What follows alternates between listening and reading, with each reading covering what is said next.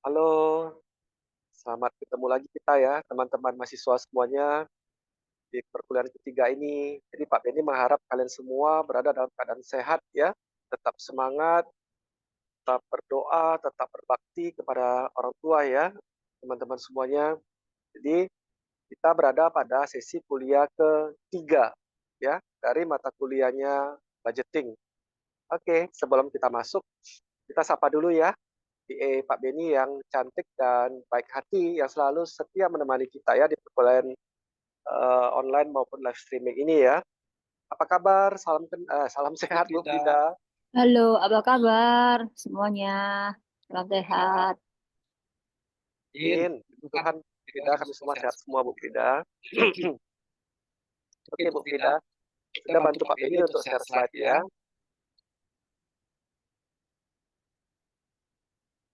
Oke, Oke, Oke, kita lanjut lanjut teman-teman teman-teman ya. ya. Seperti Seperti biasa, biasa, waktu waktu kita kita mau mau belajar belajar ini, ini, kita kita siapin siapin dulu dulu lah lah ya, ya, siapin siapin dulu dulu snack, snack, apapun apapun itu, itu, ya, ya karena karena di di program program Pak Pak Benny Benny kan berada di jam 7 malam ya kurang lebih ya. Artinya teman-teman sudah pada selesai berbuka puasa itu ya, dan nanti kan terus berlanjut di malam hari ya. Oke, kita mulai Bu Frida. ya Silakan. kita lanjutkan perkuliahan kita dari minggu lalu ya. Kita lanjut di bidang coordinating. Ya, tugasnya adalah yang pertama membantu mengkoordinir faktor sumber daya manusia dengan perusahaan. Oke, Oke, dulu dulu ya. ya. Ya, Jadi ini keterkaitan mengenai koordinatif. Jadi faktor bagaimana menghubungkan antara sumber daya manusia atau SDM ya ke tujuan-tujuan perusahaan. Gitu ya, kurang lebih seperti itu. Yang pengikatnya tadi itu adalah dari sisi budget ya. Nah, ini menarik nih, sumber daya manusia ya. Jadi terminologi yang masih digunakan oleh Bu Frida adalah mengenai human resources, sumber daya manusia. Nah, teman-teman mungkin ada yang sudah kerja ataupun ada yang belum kerja gitu ya. Sekarang di corporate ini rata-rata sudah mulai menggunakan terminologi human capital. Nah, apalagi nih Pak Beni, Pak Beni, ternyata materi budgeting ini coverage-nya itu kemana-mana ya Pak Beni ya. Iya, kenapa coverage kemana-mana? Karena budgeting tadi itulah yang mengikat gitu ya, yang mengikat strategi perusahaan supaya bisa mencapai tujuan perusahaan corporate KPI. Jadi seluruh elemen ya, seluruh fungsi dalam perusahaan itu diikat dengan yang namanya budgeting. Nah, inilah kalau keilmuan budgeting sebenarnya mata kuliah ini adalah mata kuliah yang bersifat terapan teman-teman ya. Jadi ini adalah bersifat implementasi. Jadi kalau teman-teman nanti sudah pada kerja ataupun teman-teman punya usaha sendiri ya, baik dari sisi rumah tangga, perusahaan atau apapun juga pasti kita selalu melakukan prinsip-prinsip dari sisi budgeting. Nah, coordinating sebagai untuk korelasi terhadap sumber daya manusia atau SDM tadi terhadap tujuan-tujuan perusahaan ya teman-teman. Menarik ya. Oke. Tadi Pak Beni ngomong mengenai human capital. Jadi kita mulai nih dari sejarah perjalanan sumber daya manusia ini dulu. Supaya teman-teman nampak nanti korelasinya seperti apa ya. Oke, gini teman-teman. Awal pertama kali kalau kita bekerja ya, mungkin di era-era tahun 80-an, 1980 lah ya, kita berada di sana gitu. Jadi kalau kita naik mesin waktunya Doraemon tuh, kita balik ke tahun 1980-an, ya, perusahaan-perusahaan masih menggunakan terminologi personalia. Nah, itu sering pakai tuh, personalia. Makanya zaman era tersebut 1980 tadi itu personalia tadi itu sering dikaitkan dengan juga sebagai GA, General Affair. Nah, apa sih menjadi tanggung jawab daripada personalia di tahun 1980 tersebut, teman-teman? Ya, tanggung jawab apa nih personalia tadi? Ternyata personalia tadi itu dia juga berfungsi untuk merekrut karyawan, gitu ya. Terus yang kedua dia juga berfungsi untuk mengurus administrasi karyawan. Apa yang bisa diurus tuh personalia? Absensi. Absensi lah ya, yang biasa yang diurus oleh personalia tadi. Terus apalagi yang diurus dari personalia tadi? Misalnya karyawan tadi mau perjalanan dinas ya. Nah, itu diurus lagi tuh sama personalia. Atau yang dirangkap fungsi ya teman-teman ya, antara personalia tadi sering dirangkap fungsi menjadi general affair. Apa tuh general affair itu? Bagian umum teman-teman. Seksi sibuk. Jadi misalnya ada tamu datang, siapin mobil gitu ya. Nah, itu GA itu. Nah, GA tadi itu atau general affair tadi itu berada dalam tanggung jawabnya si personalia. Jadi personalia ini singkat cerita, tadi ini adalah berfungsi sebagai bagian seksi administrasi dari si karyawan. Clear ya? Baru sebatas administrasi dari karyawan. Sebatas itu Pak Benny? Iya. Nggak ada lebih daripada itu. Terus yang kedua, seksi sibuk. Urus sana sini gitu ya. Si bos mau berangkat. Nah, itu tadi Pak Benny bilang siapin kendaraan, siapin apa ini, tiket gitu loh. Nah, itu 1980 tuh personalia. Cukup lama sih perjalanan daripada personalia tadi ya. Nah, kurang lebih ya, kalau Pak Benny bisa bilang kurang lebih ya, karena tidak ada secara keilmuan, secara jurnal yang mengatakan bahwa batasan dari personalia itu dari tahun sekian sampai tahun sekian itu nggak ada, termasuk di dunia corporate nggak ada. Tapi ini mengalir dengan sendirinya terjadilah perubahan-perubahan terminologi yang diiringi dengan perubahan-perubahan daripada sebuah tujuan. Nah, setelah personalia apa yang terjadi lagi nih? Muncul istilahnya namanya apa? Human Resources. HRD. Oke. HRD, Human Resources. D-nya apa Pak Benny? D-nya. D itu bisa jadi Human Resources Department atau Human Resources Division. Jadi divisi sumber daya manusia atau departemen sumber daya manusia. Tergantung daripada levelan structuring organisasi yang ada di perusahaan tersebut.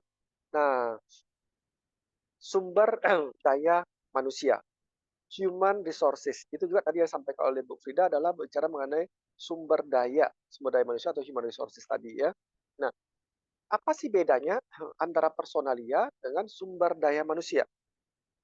Sumber daya manusia di sini sudah mulai dalam tanda kutip ya, kalau kita bicara sisi keywordnya nih teman-teman, sumber daya manusia itu adalah mencari dan meletakkan orang pada posisi yang tepat. Jadi meletakkan orang yang tepat pada posisi yang tepat. Nah, itu loh, itu sumber daya manusia. Meletakkan orang, jadi tidak hanya meletakkan orang saja teman-teman, meletakkan orang yang tepat pada posisi yang tepat. Artinya apa? Mencari orang yang tepat, mencari orang yang tepat tadi itu proses rekrutmennya, proses mencari karyawan barunya, itu sudah memikirkan faktor-faktor yang lebih dalam dibandingkan dengan personalia. Nah, seperti apa tuh kalau kita bicara proses rekrutmennya, mencari orang yang tepat? Ya, kita bisa lihat kalau teman-teman masuk di perusahaan hari ini ada mengalami seleksi kan ya, tes masuk, screening CV, screening kurikulum vitae, ya, tanya seperti itu kan ya. Nah, nanti teman-teman juga mengalami ini. Bagi teman-teman yang sudah kerja pasti sudah tahu apa ini ngomongin. Tapi bagi teman-teman yang belum bekerja setelah tamat S1, macam-macam ya, ada mau jadi entrepreneur, ya itu sah saja. Bagus kok jadi entrepreneur, sangat bagus.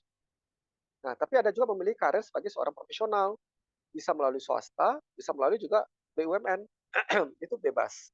Tapi tetap kan teman-teman pada saat proses meng-apply tadi pasti harus membuat kurikulum vitae kan, CV atau kurikulum vitae. Apa isinya? Nama teman-teman, tanggal lahir, segala macam itu personal details, background pendidikan, apa menjadi experience dan expertise teman-teman selama ini. Oh, selama kuliah saya mengikuti organisasi A, organisasi B. Nah, muncul pertanyaan berikutnya. Memang kalau ikut organisasi ada menjadi nilai tambah ya Pak Bin. Ini teman-teman ya, yang teman-teman pelajari dengan Pak Bini seperti ini, terjadi perkuliahan seperti sekarang ini adalah teman-teman diasah dari sisi hard skill. Oke ya, bicara dari sisi kompetensi, hard skill nih. Nah, tapi di dunia kerja, di dunia profesional, di dunia real, itu harus balance antara hard skill dengan si soft skill. Nggak bisa nggak balance. Nah, teman-teman harus paham itu. Soft skill itu seperti apa? Leadership, never give up, kejujuran, gitu ya, tanggung jawab. Nah, bagaimana kita bisa menginfluence orang lain, menggerakkan orang lain, itu semua soft skill. yang mana itu teman-teman bisa peroleh kalau di bangku kuliah. Mungkin salah satu caranya adalah masuk sebagai member dari organisasi yang ada di kampus tersebut. Misalnya apa? Himpunan mahasiswa gitu ya. Nah, itulah tujuan kenapa terkadang perusahaan itu meminta pengalaman berorganisasi teman-teman harus ada. Clear ya? Jadi Pak Beni kan di samping memberikan perkuliahan hard skill, juga memberikan soft skill. Kenapa? Karena Pak Beni seorang profesional, ya. Jadi Pak Beni tahu apa poin-poin yang menjadi kunci supaya teman-teman itu minimal dipanggil dulu deh, dipanggil tes dulu deh, dipanggil interview dulu deh, ya dipanggil seleksi dulu deh. Dan sampai nggak dipanggil, berat teman-teman ya sekarang nih. Kalau kita bicara layoff atau PHK kan di mana-mana ya. Nah, setelah teman-teman menulis kurikulum vitae tadi atau CV tadi, yang terpenting dalam penulisan tadi itu adalah teman-teman harus bisa menyatakan mengapa perusahaan ya harus memanggil teman-teman untuk ikut seleksi. Ya iyalah Pak Beni, saya kan cuma kuliah di kampus kecil, saya cuma kuliah di kampus yang nggak ternama. Nggak gitu juga teman-teman, nggak gitu juga. Pak Beni juga teman-teman supaya teman-teman ketahui, emangnya kuliah S1 Pak Beni di kota-kota besar, di luar negeri? Enggak, sama, sama. Nah, tapi kita harus tahu caranya bagaimana supaya pada saat si human resources tadi baca kita punya kurikulum vitae, maka dia tertarik untuk panggil kita. Nah, itu teman-teman harus bisa menjawab. Pertanyaan pertama adalah, mengapa si perusahaan tadi itu harus panggil kita untuk ikut seleksi? Nah, teman-teman harus mulai mencari itu. Apa pembeda dari teman-teman terhadap kompetitor teman-teman, terhadap alumni-alumni yang lain. Itu harus clear ya. Tapi Pak Beni nggak bahas di sini ya. Karena itu kalau kita mau bahas, itu ada kurang lebih 2 hari seminar Pak Beni full day.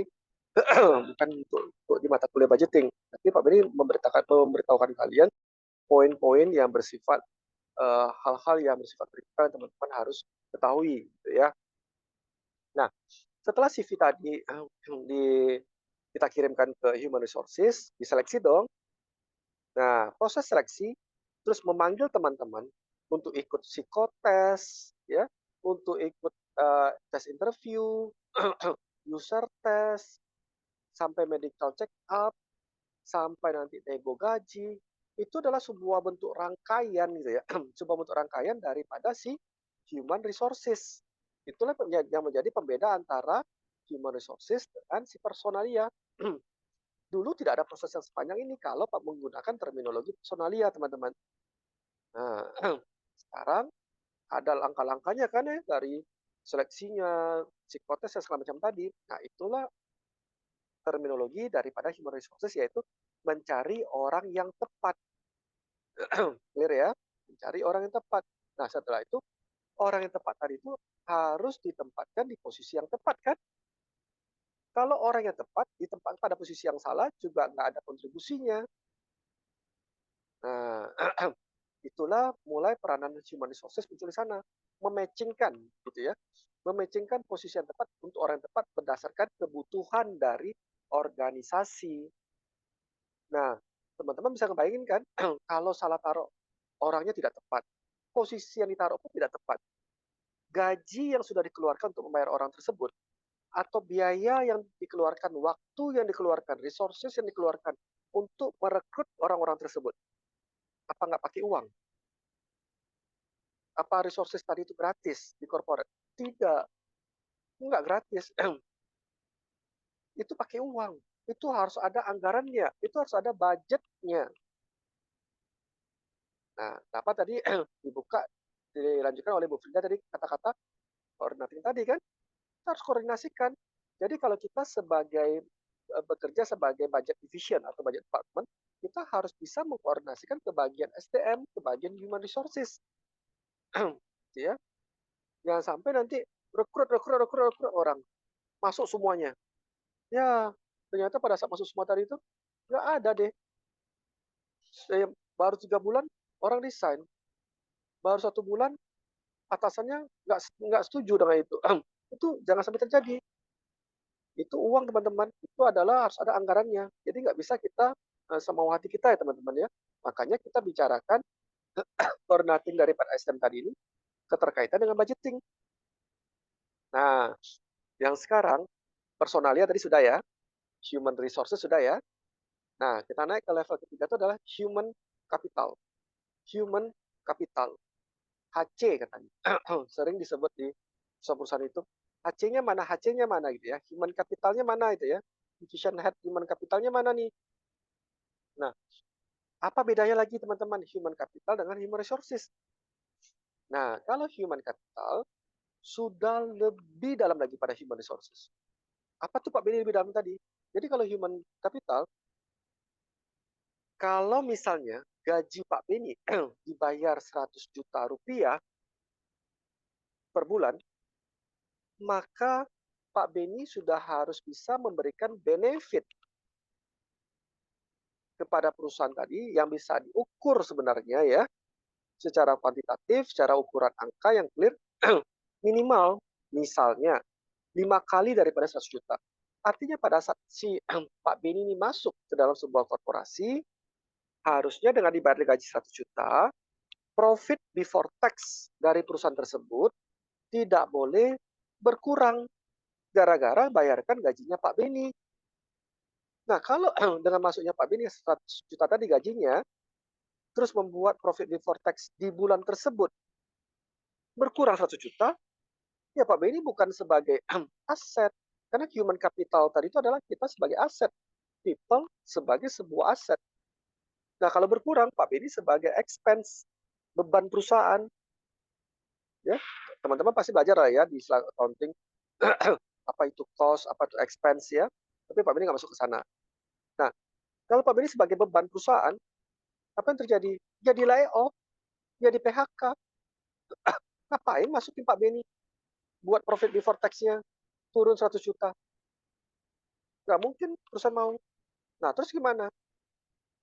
Dengan masuknya Pak Beni, profit before tax-nya bisa naik, bisa bertumbuh senilai misalnya 5 kali dari 100 juta, yaitu 500 juta, atau 10 kali, atau 20 kali. Itu perlu dibicarakan.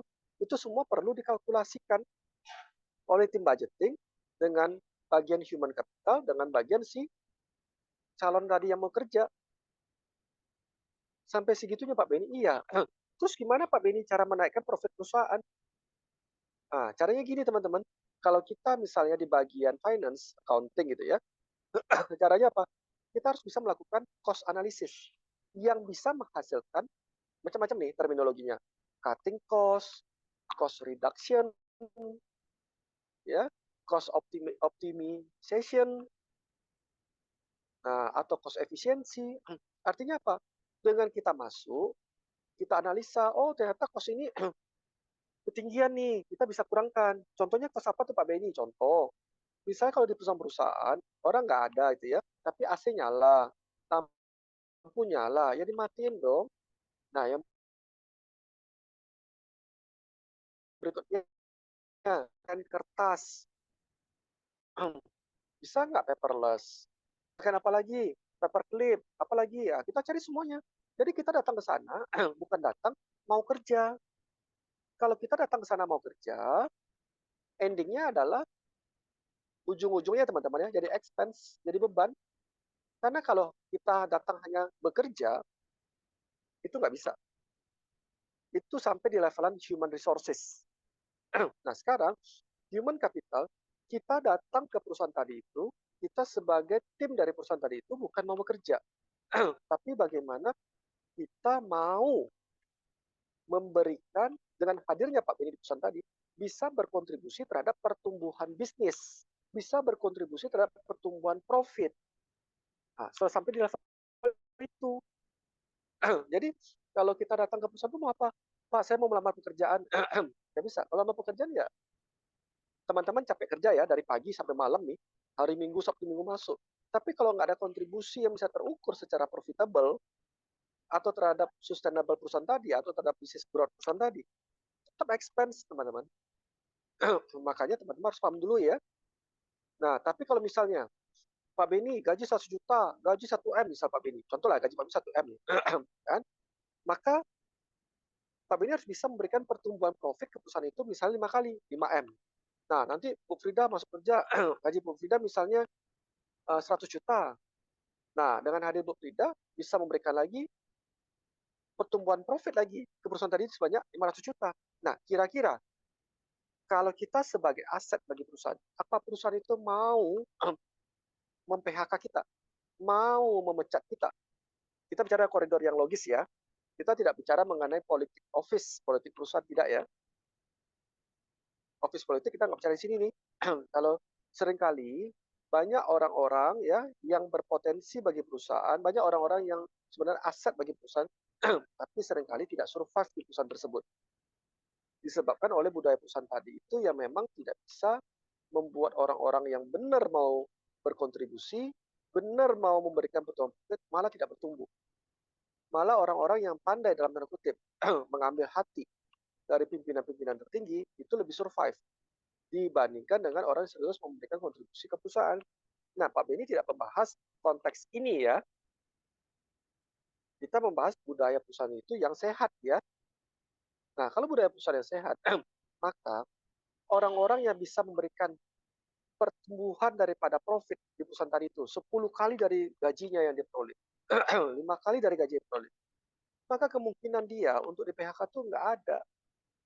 Kemungkinan ya, itu nggak ada. Nah, bahkan orang-orang tersebut dipertahankan, bahkan dikasih career development yang baik gitu loh. Nah, sekarang itulah peran daripada fungsi sumber daya manusia tadi atau fungsi dari HC tadi, human capital tadi ya. Jadi people as asset bagi perusahaan tadi, itulah peran daripada budgeting bisa mengkalkulasinya tadi.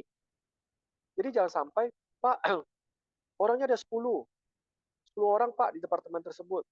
Tapi sebenarnya Pak ya, kalau cuma 3 orang yang bekerja Pak ya, 3 orang tidak hanya bekerja Pak, tapi bisa berkontribusi Pak ya, sebenarnya cukup Pak. Ngapain kita pakai sampai 10 orang? Nah, 7 orang dikemanain? Ya, kalau kita bicara dari sisi korporat ya mungkin nggak bisa bekerja di sana lagi. 3 orang aja. Nah, 3 orang tadi itulah yang mungkin kita berikan tingkat kesejahteraannya, tingkat benefitnya yang jauh lebih baik daripada sebelumnya. Ya kan? Nah, itulah semuanya kalkulasi dari sisi budgeting. Karena kenapa? Karena kunci sukses sebuah organisasi, apapun juga organisasi yang mau profitable atau nirlaba sekalian, tetap kuncinya adalah organisasi didrive oleh people. Makanya people tadi menjadi kunci yang terpenting dan harus bisa dikuantifikasi, dikerjasamakan, dihitung, dikalkulasi oleh tim budgeting. Nah, artinya Pak Beni, kalau kita bagian finance accounting kerja di perusahaan dan pegang budgeting, berarti kita juga harus paham dong Pak ya, dari sisi substansi daripada divisi orang lain tadi. Jadi kita tidak hanya bicara dari sisi meng-entry jurnal dong Pak. Jurnal debit kredit, ya, jurnal umum, buku besar, neraca saldo, jurnal penyesuaian itu ya, kertas kerja, terus masuk. Apalagi teman-teman pasti tahu lah, ya, sampai jurnal penutup, jurnal pembalik. Nah, itu semua tidak hanya sekedar itu teman-teman. Kalau hanya kita belajar untuk fokus ke sana, susah. Itu bisa digantikan oleh AI, artificial intelligence. Nah, tapi kalau teman-teman sekarang mengikuti perkuliahan Pak Beni ini, cakupannya kita luas, analisa kita harus bagus ya. Semua kita hitung memiliki impact terhadap pertumbuhan bisnis perusahaan. Nah, itu kan luar biasa ya. Jadi kalau teman-teman memahami ini, pembelajaran kita ini sebenarnya adalah pembelajaran yang harusnya teman-teman nanti-nantikan.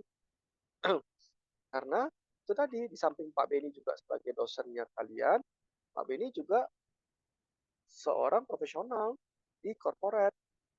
Ya, sehingga Pak Beni tahu nih, apa yang dibutuhkan perusahaan ya terhadap teman-teman nantinya pada saat kuliah dan setelah selesai kuliah nantinya.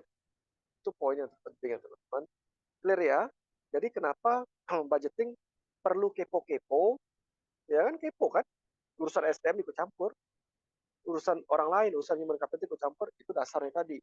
Personalia, human resources, dan yang sekarang ini berjalan adalah human capital. Nah, ini mau melangkah lagi nih sebenarnya keempat, namanya intellectual capital. Tapi Pak Beni tidak masuk dalam koridor ini.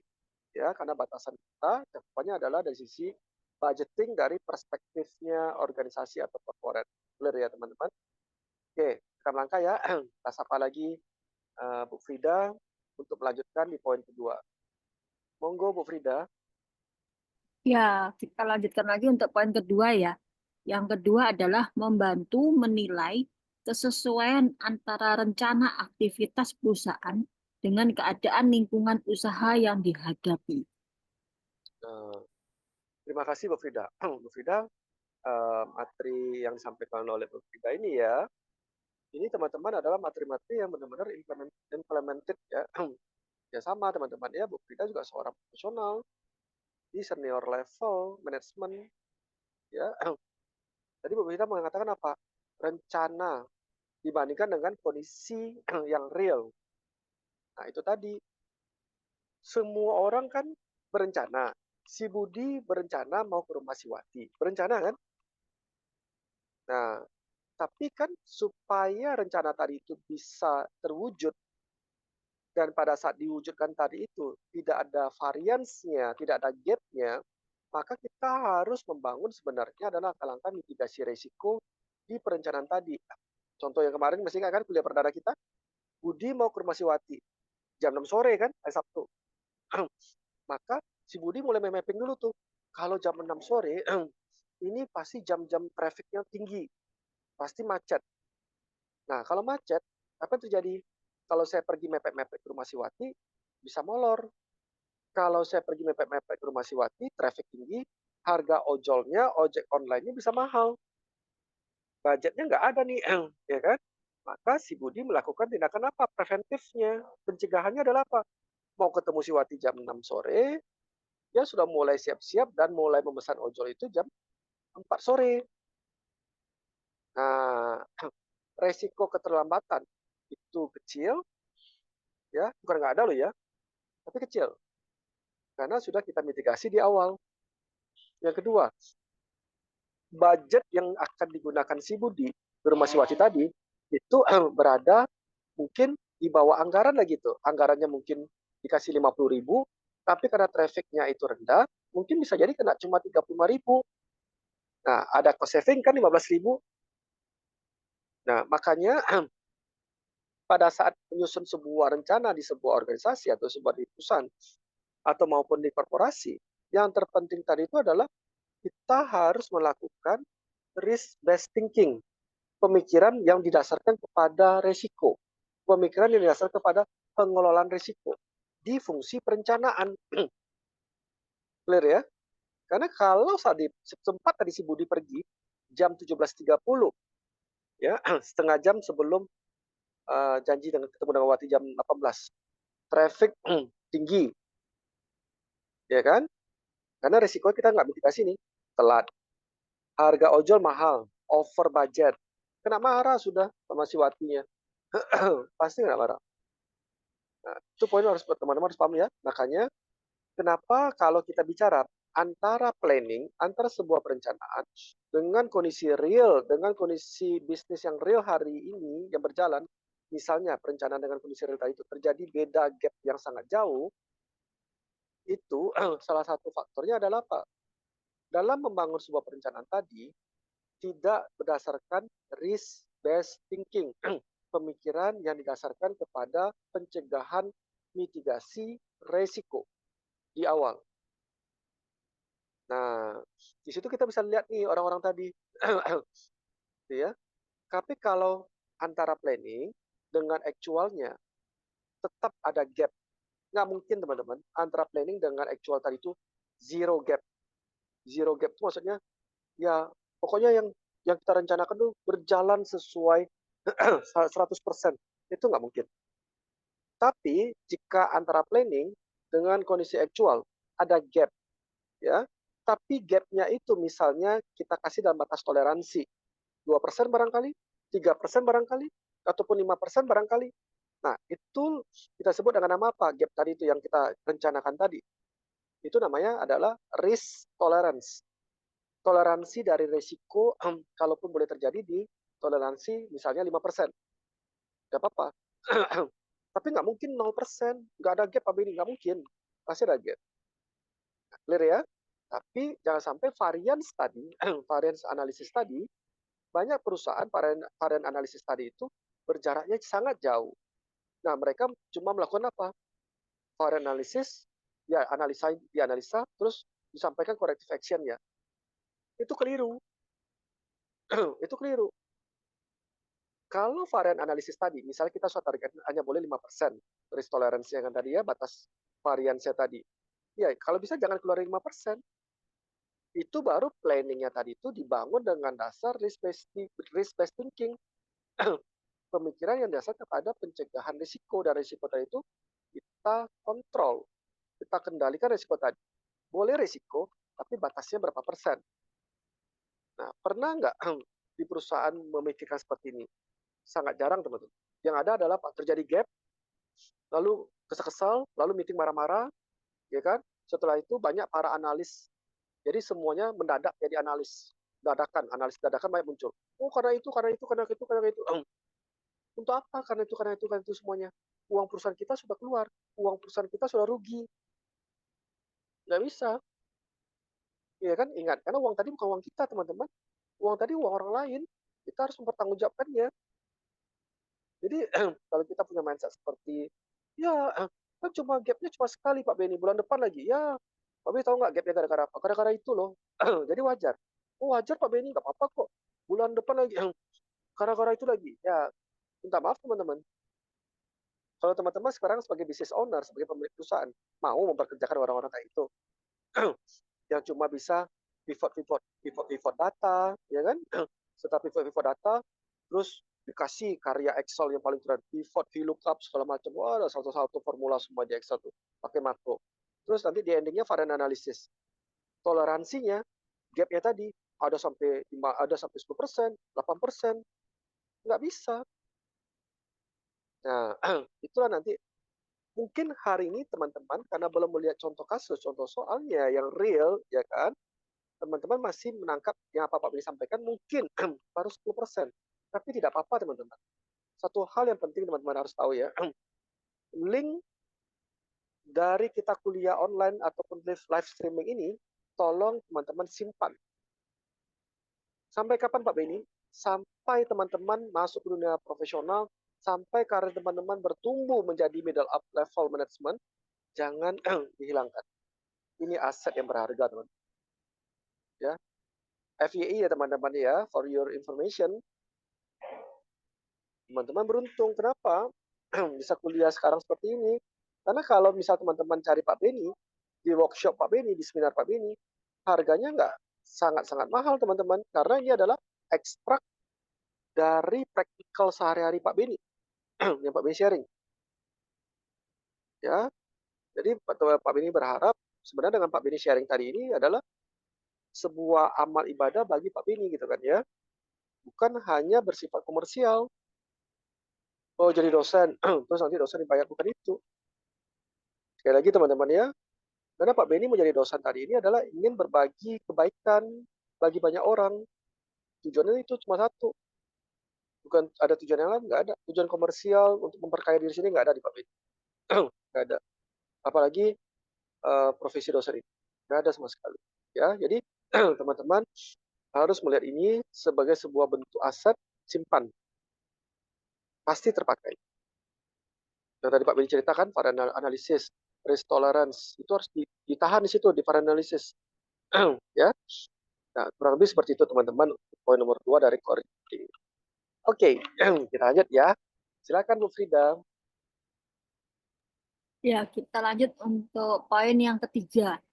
Membantu menempatkan pemakaian modal pada saluran-saluran yang menguntungkan sesuai dan seimbang dengan program perusahaan. Oke, thank you ya Bu Fred. Jadi gini, membantu meletakkan modal, atau bahasa simpel gini deh, setelah program kerja yang kalian usulkan ke top level, ya top level dari manajemen, program-program kerja yang kalian usulkan ke top level manajemen, maka program kerja tadi itu kan harus dijalankan, ya kan? Nah, menjalankan sebuah program kerja tadi pasti butuh anggaran kan? Pasti butuh dana kan? Nah, jadi kita sebagai seorang budgeting, seorang budget manager, ya, kita harus bisa mempertanggungjawabkan kalau kita kasih uang ke program tersebut, maka akan memberikan return bagi perusahaan. Nah, jadi kita juga harus bantu manajemen perusahaan menganalisa, melihat apakah program tadi itu kira-kira bisa memberikan kontribusi nggak bagi perusahaan, efektif nggak bagi perusahaan. Kalau tidak ada kontribusi, kita nggak yakin, kita tanya lagi kepada si program owner tersebut. Program ini maksudnya seperti apa ya? Bentuk kontribusi nanti seperti apa ya? Kita diskusi sampai nanti program owner tadi, ya pemilik program tadi itu bisa memberikan sebuah keyakinan bagi kita bahwa program tadi ini baik untuk perusahaan tadi, dan kalaupun program tadi itu didanai atau dikasih modal tadi istilahnya tadi ya dianggarkan dana tadi bisa memberikan return bagi perusahaan. Nah, jadi kita bantu tuh si top level management melihat itu ya. Jangan sampai kita cuma ini ada program, tolong anggarkan dong. Nah, terus kita bilang, kan saya nggak ngerti program kamu apa. Ya udah deh, tanda tangan aja. Kita kasih dana juga nggak boleh. Kita harus diskusikan tuh. Ini poinnya apa ya Pak? Kalau kita nggak ngerti kan bisa bertanya kan. Kalau kita nggak ngerti kan kita bisa mencari tahu kan. Harus proaktif ya. Nah, pas kita cari tahu, kita bertanya, kita berdiskusi, dan kita memiliki sebuah tingkat keyakinan yang cukup, maka kita harus bisa mengeluarkan anggaran tadi. Ingat ya, karena anggaran tadi, uang tadi itu kita punya teman-teman. Oke ya, sampai seperti itu ya Pak Beni. Iya. Jadi kita kemampuan komunikasi skill ya, communication itu penting kan? Makanya dia Pak Beni tadi bilang tadi di awal tadi, soft skill itu harus penting tuh. Nah, ingat tadi kan di awal kan pengalaman berorganisasi, menggerakkan orang, mendrive orang, mempengaruhi orang, itu penting. Oke ya teman-teman ya, di poin ketiga nih ya. Jadi kalau teman-teman cuma bilang, saya kan nggak tahu program kamu apa, saya kan nggak ngerti Pak Beni program dia apa. Ya udah saya kasih aja. Nah kalau nggak ngerti ya tanya dong. Kalau nggak ngerti kan boleh diskusi kan. Semua tuh boleh kita lakukan toh. Demi apa? Demi menjaga efektivitas anggaran yang kita kasih ke mereka. Nah, itu harus ada kontribusinya bagi perusahaan, harus ada returnnya bagi perusahaan. Itu semua harus terukur teman-teman secara returnnya. Oke ya, clear ya. Nah, lanjut. Silakan Bu Fred. Ya, poin keempat, membantu mengetahui kelemahan dalam organisasi. Kelemahan dalam organisasi ya Bu Fred. Ya, betul. Oke, menarik nih. Nah, pada saat kita mereview flashback tahun sebelumnya, kita kan bisa melihat ya, kalau tahun kemarin itu ya, saya memberikan anggaran untuk program itu nggak efektif ternyata. Nah, ternyata strategi perusahaan itu nggak tepat ke arah sana, harus bergeser ke arah kiri barangkali itu atau ke arah kanan. Nah, kita bisa memberikan sebuah rekomendasi kepada top level management sehingga di tahun yang sekarang atau tahun yang akan datang kita tidak masuk lubang yang sama. Ya, ingat kata kuncinya, keledai masuk lubang cuma sekali. Clear ya? Maka kita tidak mau masuk ke dalam lubang yang sama itu berkali-kali kan ya. Makanya kita harus juga melakukan fungsi evaluasi, fungsi review agar kelak ke depan kita tidak masuk lubang yang sama tadi. Nah, itu kita lakukan semua tadi itu. Wah, Pak Beni, kalau gitu pusing nih kepala puyeng. Kalau gitu kami jadi level staff aja lah, nggak mau jadi manajer lah, nggak mau jadi GM lah, nggak mau lagi level lebih tinggi lah. Teman-teman, semakin teman-teman bisa naik level, sudah pasti penghasilan meningkat. Sudah pasti teman-teman punya tingkat kesejahteraan yang lebih baik. Sudah pasti kita bisa berbagi ke orang-orang kita sayangin, ya kan? Nah, untuk fungsi yang lebih tinggi, untuk tanggung jawab lebih tinggi dari suatu organisasi, kita bisa memberikan banyak kebaikan kepada semua orang di bawah kita. Under tim kita barangkali atau sesama kita barangkali, kita bisa memberikan kebaikan itu. Makanya tujuan kita naik jabatan tadi bukan untuk memperkaya diri, bukan untuk foya-foya. Kalau untuk foya-foya dan memperkaya diri, itu Pak Beni juga nggak setuju. Nah, tapi kan setiap kenaikan jabatan tadi punya tingkat konsekuensi, bukan? Punya level tanggung jawab yang berbeda, bukan? Nah, itulah yang harus kita jaga. Caranya gimana? Kita harus upskilling, kita harus lakukan reskilling, kita punya knowledge, kita punya potensi, kita punya skill, ya kita punya attitude, itu kita terus bertumbuh. Selama kita hidup kita harus belajar itu. Yang terpenting adalah belajar dari mana sekolahnya. Apakah kita harus belajar dari sekolah yang mahal-mahal ya di luar negeri? Enggak juga. Sekolah yang terbaik ya, sekolah yang terbaik cuma satu menurut versi Pak Beni ya, adalah sekolah kehidupan. Karena di sekolah kehidupan tadi itu teman-teman bisa belajar yang tidak ada semuanya tadi di kampus. Sekolah kehidupan. Hanya dengan sekolah kehidupan yang bisa membuat teman-teman menjadi leader yang wise, leader yang bijaksana. Itu sangat clear. Ya, itu menurut opini Pak Beni sebagai kacamatanya seorang profesional. Oke ya teman-teman ya. Lanjut. Silakan Bu Frit. Nah, kita lanjut slide berikutnya, yaitu di bidang controlling. Ini adalah fungsi yang ketiga ya. Yes. Poin yang pertama adalah membantu mengawasi kegiatan dan pengeluaran. Yes. Thank you Bu Frit. Masuk kontrol. Ya, kan ya. Jadi kadang-kadang nanti teman-teman pernah dengar nanti kalau teman-teman belajar manajemen accounting ya, kami yakin teman-teman pasti belajar manajemen accounting tadi itulah yang nanti dalam di perusahaan sering dinamakan controller. Manajemen accounting itu adalah sebagai seorang controller, ya. Tapi kalau teman-teman belajar untuk kepala keuangan, itu teman-teman berada di levelnya statutory reporting. Ya, itu dua hal yang berbeda ya. Statutory buat laporan keuangan ini dipakai untuk kepentingan eksternal organisasi. Yaitu kepentingan siapa? Pemerintah, bayar pajak, kepentingan investor gitu kan ya. Kepentingan yang bersifat eksternal perusahaan. Makanya dia perlu diaudit oleh kantor akuntan publik ya, the Big Four gitu barangkali. Itu perlu diaudit tadi, statutory reporting. Dan dia harus comply, harus taat dan patuh comply ya pada PSAK, pernyataan standar akuntansi keuangan. Atau kalau level yang internasionalnya adalah namanya IFRS, International Financial Reporting Standard. Atau yang singkatan lebih minimalis lagi adalah IAS, International Accounting Standard. Nah, itu buat laporan keuangan tuh semua tuh, harus ada standarnya harus dipatuhi.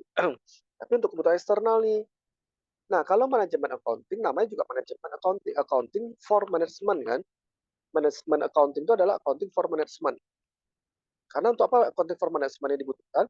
Karena berisi segala informasi yang mendukung si top level atau si board of director tadi bisa mengambil decision untuk kepentingan bisnis jangka panjang, jangka pendek ataupun jangka menengah. Jadi decision kuncinya manajemen accounting tadi, accounting for management. Makanya sering disebut dengan nama controller. Nah, kalau tadi yang statutory reporting dipakai untuk siapa? Untuk bank. Kalau kita pinjam uang ke bank, bank pasti minta laporan keuangan yang sudah diaudit. Untuk pajak, bayar pajak jangan sampai kita kecilin atau kita besarin pajaknya. Di situ untuk investor. Nah, kalau yang tadi ini yang manajemen accounting, controller tadi itu adalah accounting for management untuk mengambil decision dalam organisasi untuk melangkah ke tahap yang lebih sustain. Makanya itulah disebut dengan nama management accounting, accounting for management. Nah, budgeting ini berada dalam keilmuannya management accounting. Bukan dalam keilmuannya statutory reporting. Ini berbeda. Nah, makanya ada fungsi controlling tadi. Atau kalau di perusahaan namanya controller. Ya. Controller tadi seperti apa sih? Controller tadi itu adalah bagaimana sebuah perencanaan yang sudah disepakatin, yang berbasis risk-based thinking tadi, itu akan dieksekusikan. Nah, pada saat proses mengeksekusi tadi itu, dia harus mengontrol supaya jalannya tetap berada pada rel. Kalaupun harus berbelok ke kiri dari rel, atau berbelok ke kanan dari rel, ataupun kita juga harus naik ke atas dari rel, misal seperti itu ya, maka itu harus dikendalikan tingkat risikonya. Karena pada saat terjadi pergeseran, pasti memiliki next impact-nya itu loh teman-teman yang harus kita pikirkan. Bukan hanya sekedar variansnya. Next impact kalau ini bergeser nih. Atau yang harus kita pikirkan ternyata muncul regulasi dari pemerintah. Memperbolehkan ini, atau mengizinkan ini, atau melarang ini, atau membatasi itu. Nah, itu semua kan berpengaruh terhadap strategik yang kita buat kan. Nah, itu semua harus dikontrol, dikendalikan. Jangan sampai nanti pada saat terjadi bahaya, satu orang pun nggak ada kendalikan semua tadi. Nah, barulah pada heboh, pada ribut semuanya. Nah, itulah peran daripada si kontrol tadi. Jadi salah satu tadi adalah pada saat kita membuat planning, pas mau dieksekusi, dan saat sedang dieksekusi, kita harus mengontrol tadi, mengendalikan tadi. Mengendalikan apa sih sebenarnya? Mengendalikan tingkat resiko, supaya tidak melebihi daripada risk tolerance tadi, toleransi resiko tadi. Itu harus kita kendalikan. Clear ya sampai sini ya? Poin nomor 1 ini ya. Oke, next teman-teman. Next, Bu Fred.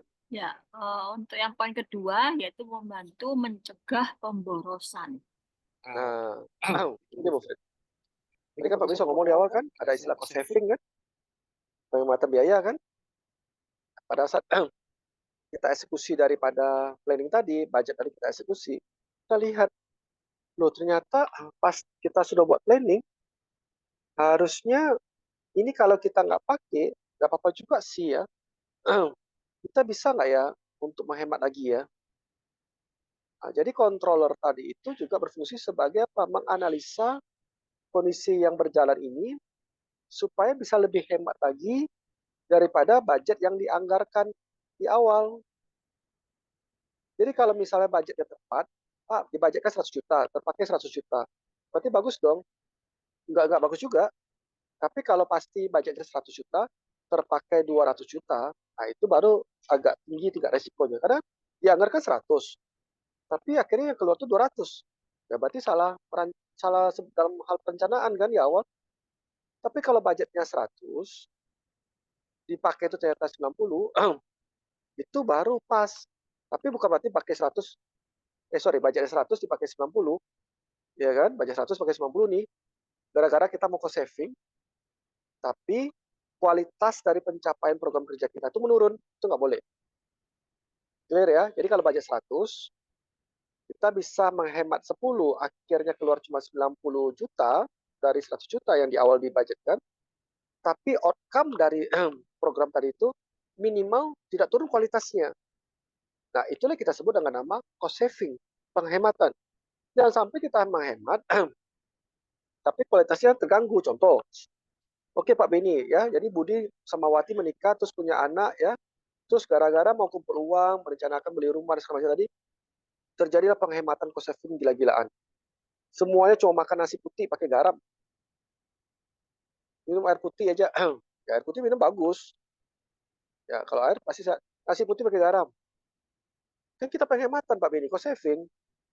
Tapi ini bukan cost saving nih, karena ada kualitas dari outcome itu yang akan berimpact negatif. Yang kita masuk dengan cost saving tadi adalah budgetnya yang dikeluarkan itu turun, tapi kualitasnya tetap sama. Contoh, yang dibudgetkan itu adalah si Budi dan si Wati. Contoh ya, ada ayam, itu ada ikan, ada daging gitu ya, sayur, telur. Nah, itu kan tetap semuanya. Nah, boleh nggak Pak Beni, sumber protein tadi yang dari hewani kita tukar menjadi nabati. Ayam ikan tadi itu kita tukar menjadi apa? Tahu tempe nih. Boleh-boleh aja sih. Kan sama-sama protein. Kualitasnya kan sudah terpenuhi ya. Komposisi nutrisinya sudah terpenuhi. Nah, itu yang disebut dengan nama cost saving. Cuma memang makan daging dengan makan tahu tempe kan beda pas masuk di perut. Tapi kalau sudah dicerna, dia punya kualitas proteinnya nggak kalah jauh gitu loh dengan bahkan sama itu dengan protein hewani, bahkan lebih sehat. Nah, itu kita sebut dengan nama cost saving, menghemat tapi secara kualitas impact-nya tidak turun. Tapi kalau kita menghemat kualitas impact-nya turun, kita nggak makan tahu tempe, kita nggak makan cuma nasi putih pakai garam, itu kualitas impact-nya kena. Itu bukan menghemat namanya.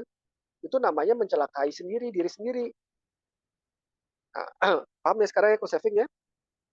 Kita boleh berhemat daripada budget yang ada, tapi dengan catatan kualitas impact-nya tidak boleh turun, minimal harus sama tuh ditahan, ya. Cuma mungkin di mulutnya makan tahu tempe dengan makan ayam pasti beda dong gigitan seratnya kan ya. Nah, cuma sampai di mulut kan. Tapi kalau sudah masuk di tenggorokan, kerongkong itu sudah masuk sampai ke lambung, semua usus. Proteinnya sama. Clear ya teman-teman ya, untuk poin ini ya, cost saving tadi atau penghematan tadi. Oke, Bu Fred.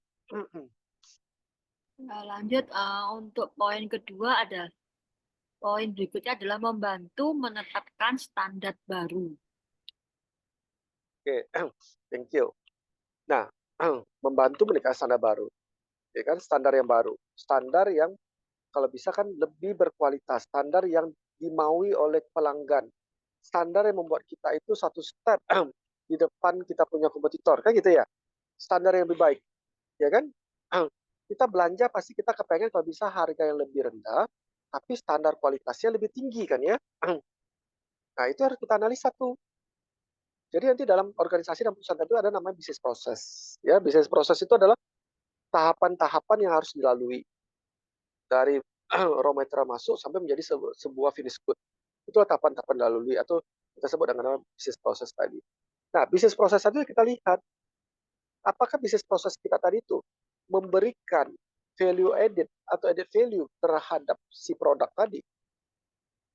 Kalau tidak ada memberikan value added atau istilah kerennya ya teman-teman, value chain, rantai nilai.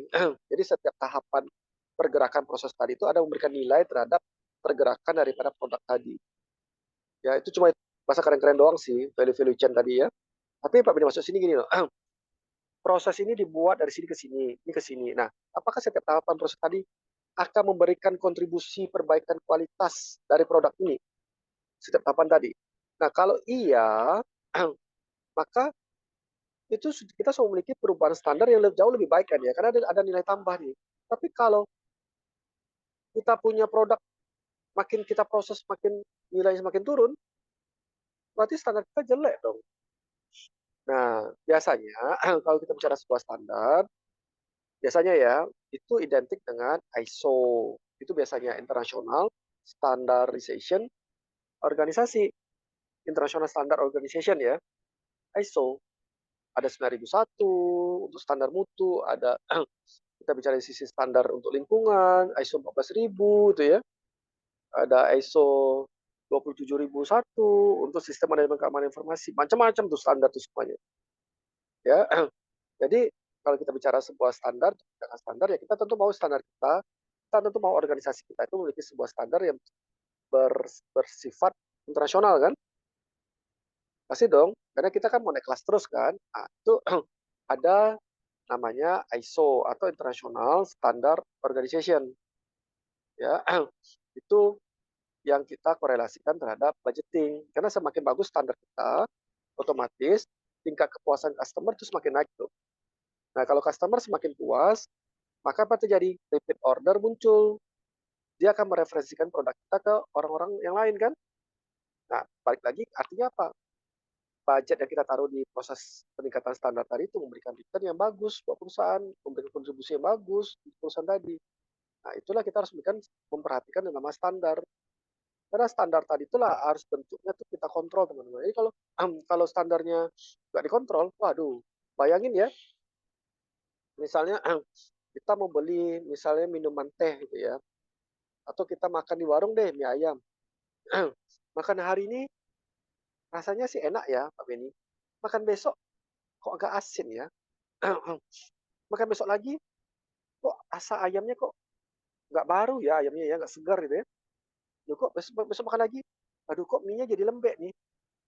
Nah, gimana sih standar sebenarnya ayam yang enak tuh yang pertama kali kita makan tuh gimana sih mereka menjaga kualitas standarnya? Nah, itu yang kita maksud dengan standar tadi.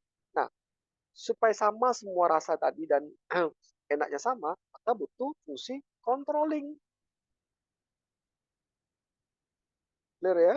Nah, makanya ini menjadi tanggung jawab daripada si budget department tadi untuk membangun sebuah standar kualitas yang sama. Kalau bisa standarnya naik kelas. Ya, kalau bisa, wah, makan mie ayam hari ini enak kok. Besok kita makan lagi. Waduh, tambah enak nih. Makan hari ketiga lagi. Wah, gila bener. sudah enak Pak Bini, banyak lagi. Aduh puas deh. Waduh, ini saya mau langganan terus deh di sana. Waduh, kalau ada pesta ulang tahun teman saya tak ajak traktir di sana deh. Nah, nampak kan? Akhirnya apa? Mie ayam tadi itu depotnya tadi itu menjadi laris, menjadi berkembang. Yang satu depot menjadi banyak depot. Contohnya apa? Sebut nama, bakmi GM. Akhirnya bakmi GM itu dibeli dengan harga yang mahal, dilakukan valuation oleh Jarum Group. Itu nilainya triliunan. Padahal dimulai dari kedai kecil, kedai kecil bakmi, ya kan? Yang dijual tadi, dimulai dari satu tempat tuh. Karena standarnya yang dijaga terus-menerus, dinaikkan kelasnya terus-menerus, jadi menjadi kelas yang benar-benar kualitas standar, yang menjadi kelas kualitas standar yang sangat diyakinin itu akan baik gitu ya. Itulah dibelilah si Kami Game tadi oleh grup Jarum. Nah, ini kan semua dari proses pembelajaran kita tadi kan ada keterkaitan kan. Nah, tapi kalau kita tidak menjaga, tidak mengontrol, tidak mengawasi peningkatan kualitas standar kita, boro-boro mau dibeli oleh grup Jarum tadi. Mungkin barangkali baru punya 2 cabang udah tutup. Clear ya teman-teman ya. Kalau kita bicara dari sisi standarisasi atau kualitas standar tadi. Next, Bu Fred. Slide berikutnya, tujuan penyusunan anggaran.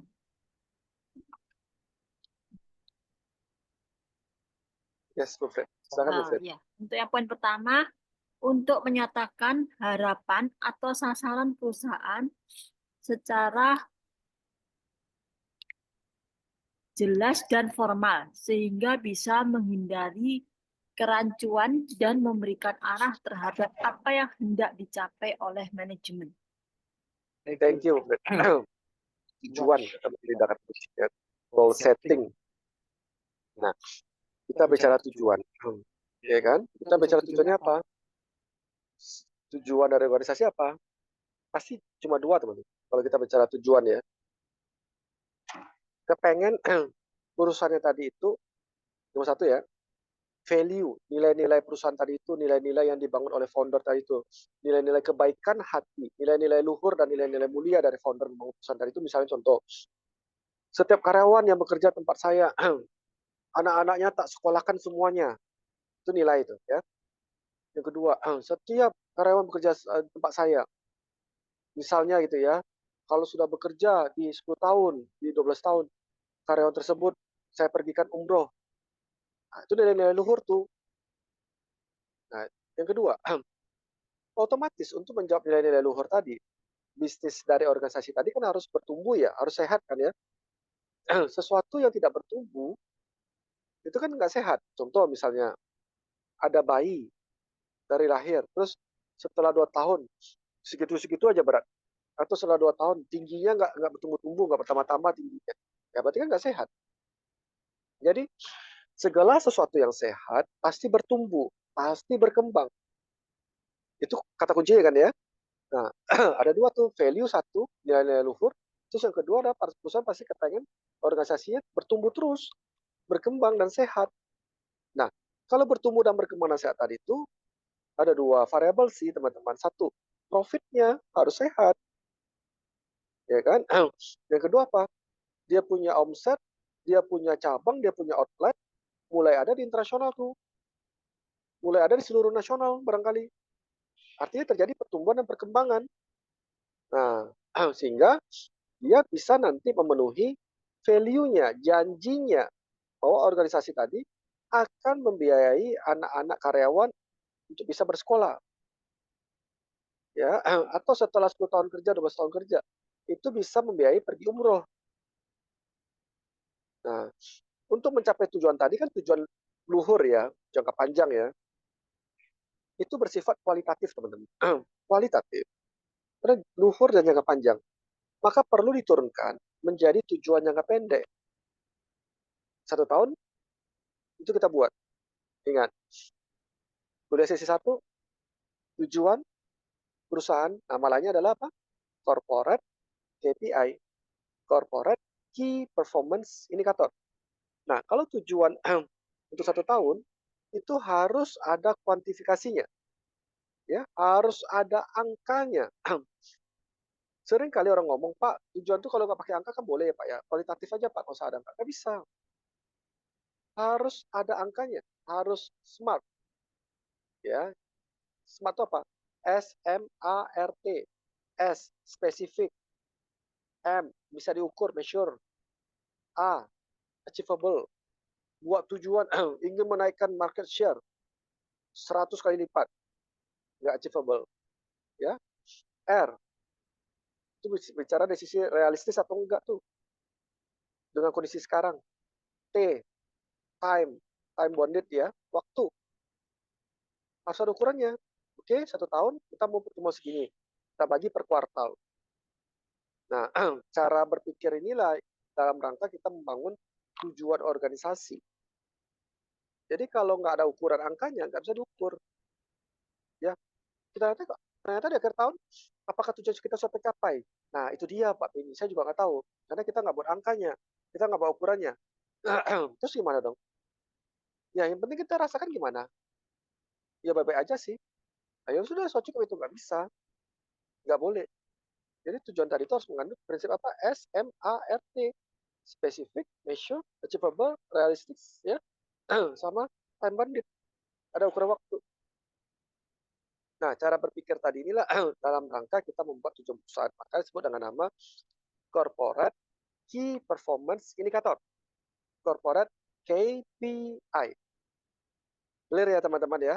Untuk tujuan ini ya, dari nilai-nilai luhur tadi itu yang bersifat jangka panjang, kita potong-potong menjadi tujuan yang jangka pendek 1 tahun dulu. Nah, tujuan 1 tahun tadi itu harus SMART. SMART. Specific, measurement, achievable, realistic, dan time bounded. Itu sebuah bentuk rangkaian tadi. Oke, sampai sini clear ya. Kita lanjut ya, poin berikutnya ya. Next.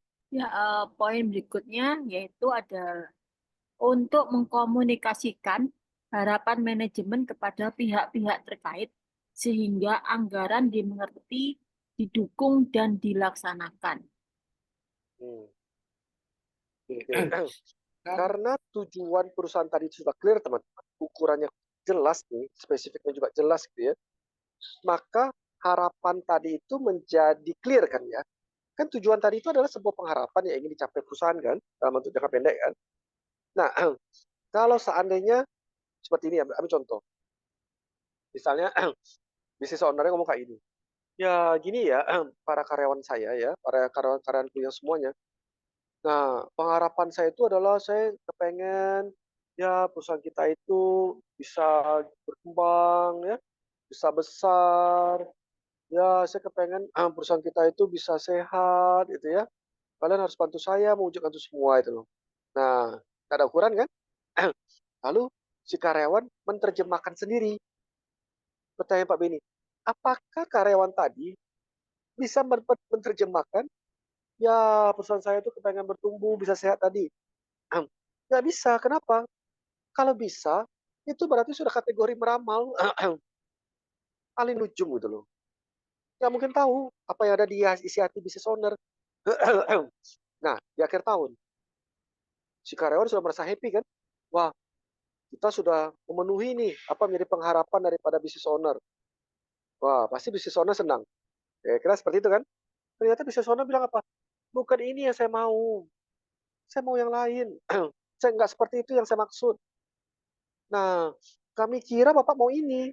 Kami duga Bapak mau itu. Kami asumsikan kira-kira seperti ini. Nah, celaka nggak?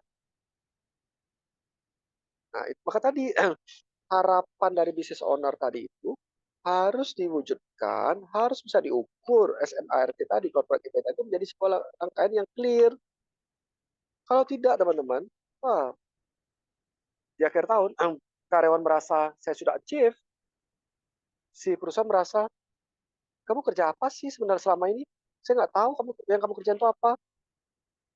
Nah, itulah yang menjadi akhirnya perusahaan kecewa sama karyawannya. Karyawan kecewa lihat perusahaannya. Itu yang membuat akhirnya terjadi dismotivasi di level karyawan.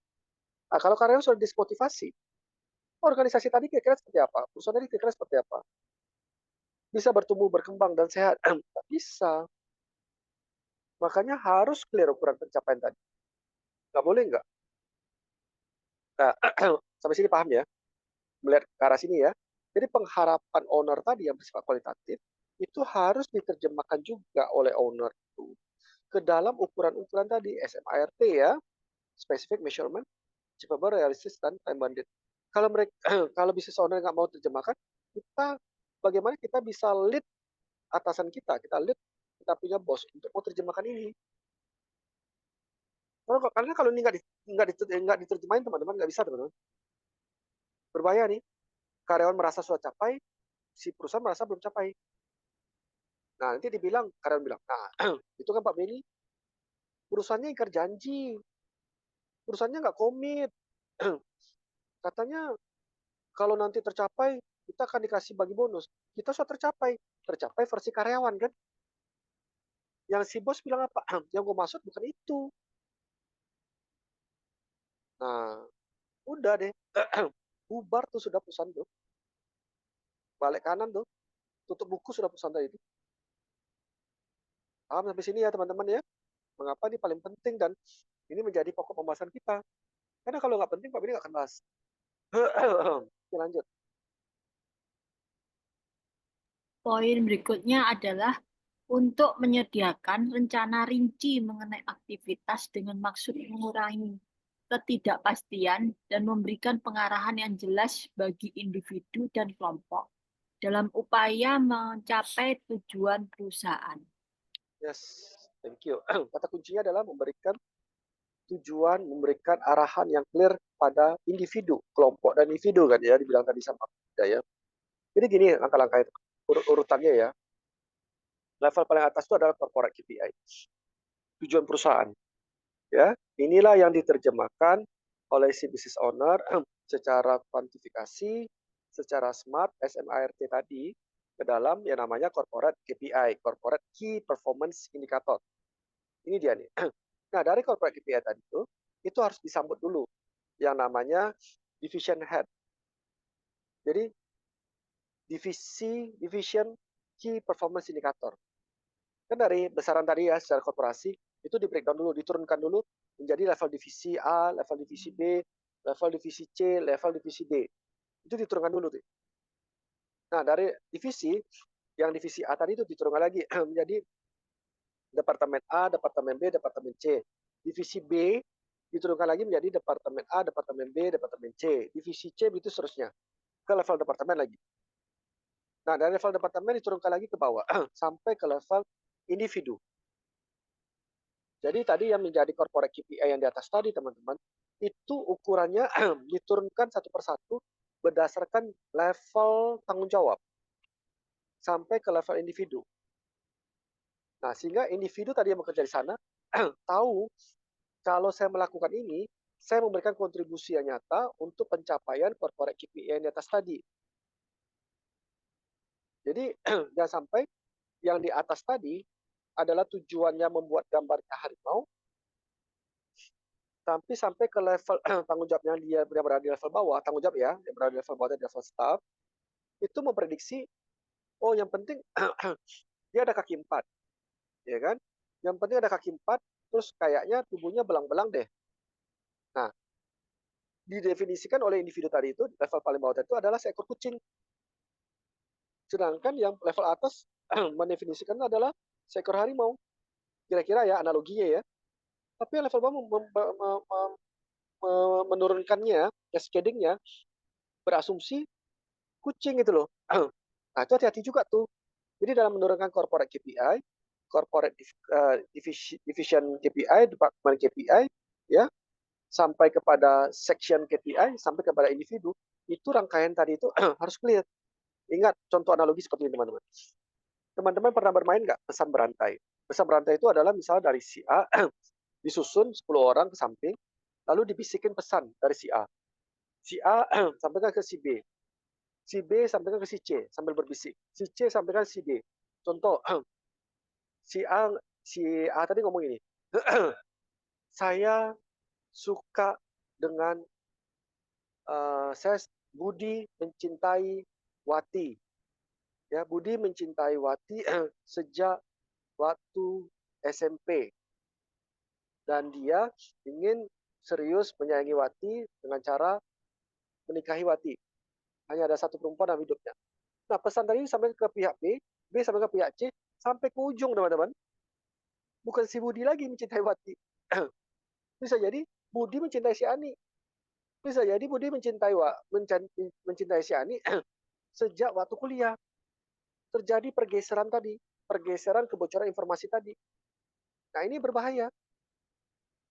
Nah, itulah yang kita harus jaga, yang sampai nanti corporate KPI tadi itu sampai ke level paling bawah, level individu tadi itu jangan sampai bergeser. Jangan sampai bergeser maknanya, substansinya. Contoh, corporate KPI pengen mendapatkan 100 new customer. Nah, itu harus diturunkan terus tuh. Sampai nanti tahu di level individu, ya tanggung jawab saya adalah mendapatkan 5 customer. Sebelah mendapatkan 5 customer. Customer ya, jangan sampai yang dipikirkan level individu tadi itu bukan customer, mendapatkan 5 teman. Nggak nyambung. Nah, ini sering terjadi di organisasi, di corporate, rata-rata, bisa Pak bilang dominan, sering terjadi problem ini. Yang di atas ngomong lain, yang di bawah ngomongnya lain.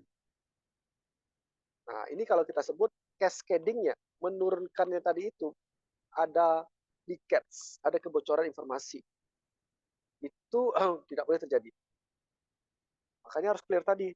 Tadi kata Bu Frida tadi sampai kepada level individu. Oke, kurang lebih seperti itu ya teman-teman ya. Lanjut Bu Frida. Poin berikutnya adalah untuk mengkoordinasikan metode yang akan ditempuh dalam rangka memaksimalkan sumber daya. Nah, kata-katanya kan dari Bu Frida ini apa? Mengkoordinasikan, mengoptimalkan sumber daya yang ada, ya kan? Artinya apa? Misalnya kita punya sumber daya, kita ada 5 orang, kita ada punya uang misalnya 1 juta, kita punya mesin 1. Nah, kita punya mobil pengangkutan 1. Nah, kira-kira dengan sumber daya tadi itu, kira-kira kita bisa menghasilkan proses tadi semua bagi profitable si perusahaan tadi. Nah, itu harus clear. Jangan sampai kita punya 5 orang dengan kita punya 10 orang. Jangan sampai kita punya mesin 1 dengan mesin 2. Jangan sampai kita punya mobil untuk pengangkutan 1 dengan mobil pengangkutan 3, itu hasilnya sama. Nah, kalau hasilnya sama, ya kita nggak produktif. Itu nggak boleh. Kalau bisa, dengan kita 5 orang, hasilnya kira-kira 100. Nah, kalau kita punya 7 orang, bisa nggak hasilnya tadi itu adalah 200? Nah, itu yang kita mau. Cara berpikir seperti itu ya teman-teman ya. Jadi jangan sampai nanti kita punya 5 orang dengan kita punya 10 orang, hasilnya sama. Kita punya mesin 1 dengan mesin 2, sama hasilnya. Kita punya mobil pengangkutan 1 dengan mobil pengangkutan 2, sama juga hasilnya, profitnya. Ini untuk apa itu loh? Ya, hati-hati ya dalam kita mengelola resources ini gitu loh. Lanjut, Bu Fred. Ini merupakan poin terakhir sebelum kita akhiri kuliah ya Pak Beni. Baik. Untuk menyediakan alat pengukur dan pengendalian kinerja individu dan kelompok, serta menyediakan informasi yang mendasari perlu tidaknya tindakan koreksi. Nah, kata kuncinya adalah kinerja individu dan kelompok dan korektif. Kinerja. Kinerja itu KPI, Key Performance Indicator. Performance itu kinerja. Jadi kalau bahasa Indonesia kinerja, bahasa Inggrisnya adalah performance, indikator kinerja utama, key performance indicator. Ya kan? Nah, sebagai langkah untuk corrective action. Nah, kita tadi sudah bahas KPI kan, dari corporate KPI sampai kepada KPI individu. Nah, sekarang kita masuk bagaimana langkah-langkah untuk melakukan korektifnya, perbaikannya. Ingat kata kuncinya, keledai masuk lubang hanya sekali. Ya, kita tidak boleh masuk di tempat kesalahan yang sama itu sampai kedua kali nggak boleh. Makanya kita harus memikirkan langkah-langkah perbaikannya ke depan. Nah, bagaimana kita bisa memikirkan langkah-langkah perbaikan ke depan kalau kita tidak tahu kondisi sekarang tuh dengan angka yang pasti itu kita berada di mana. Contoh, perusahaan menargetkan harus mendapatkan 100 customer yang baru, 100 new customer gitu ya. Nah, sekarang kita berada di angka misalnya 70 customer, 70 new customer. Nah, berarti kan ada 30 lagi nih untuk kita lakukan perbaikan. Artinya apa? Strategi kita tadi ini harus kita ubah. Apakah strategi kita kurang tepat? Apakah kompetensi people kita kurang tepat? Itu kita harus ubah supaya kita bisa mencapai di angka 100. Nah, tapi coba teman-teman bayangkan, ukuran 100 new customer-nya nggak ada. Terus kita diminta untuk perbaiki. Perbaiki apa? Pak, pokoknya kalian mencari deh new customer sebanyak-banyaknya. Sebanyak-banyaknya Pak ya? Iya, oke. Ore, kita sudah berhasil, kita dapetin 70 new customer. Happy dong? Udah banyak 70. Datang si bos bilang, kenapa hanya 70? Kan Bapak bilang sebanyak-banyaknya. Ya sebanyak-banyak itu kan 70 apa nggak banyak Pak? Nah, terjadi dispute kan? Terjadi kekecewaan kan? Nah, bagaimana kita mau melakukan korektif perbaikan?